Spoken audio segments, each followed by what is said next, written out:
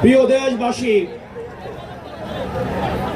আপনারা জানেন আমরা দীর্ঘ ১.৫ দশকের আওয়ামী জাহিলিয়াতের শাসনের পরে আজকে আমরা মুক্ত বাংলাদেশে যে সংসদ ভবনকে আমরা ফ্যাসিবাদ মুক্ত করেছি, সেই সংসদ ভবনের সামনে আমরা গণতান্ত্রিক প্রক্রিয়ায় সেই সংসদ ভবনে যাওয়ার জন্য আজকে আমরা মানিক মিয়া এভিনিউতে এসে দাঁড়িয়েছি।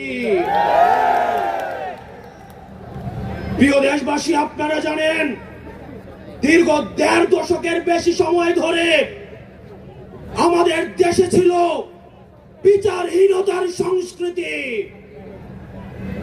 লগি বৈঠা থেকে শুরু করে ২০০৯ সালে আমাদের দেশের যারা ডিফেন্স অফ ফার্স্ট লাইন বিডিআরদেরকে আপনারা দেখেছেন কিভাবে ভারতীয় আগ্রাসনের মধ্য দিয়ে হত্যা করা হয়েছে।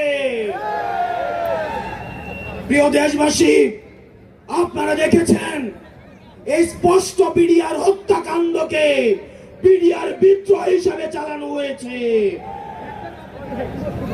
আপনারা দেখেছেন শাপলা চত্বরে আমাদের দাড়ি টুপিওয়ালা ভাইদের উপরে রাতের অন্ধকারে কিভাবে জেনোসাইড চালানো হয়েছে। আমাদের দাড়ি টুপিওয়ালা ভাইদের সামনে থেকে কিভাবে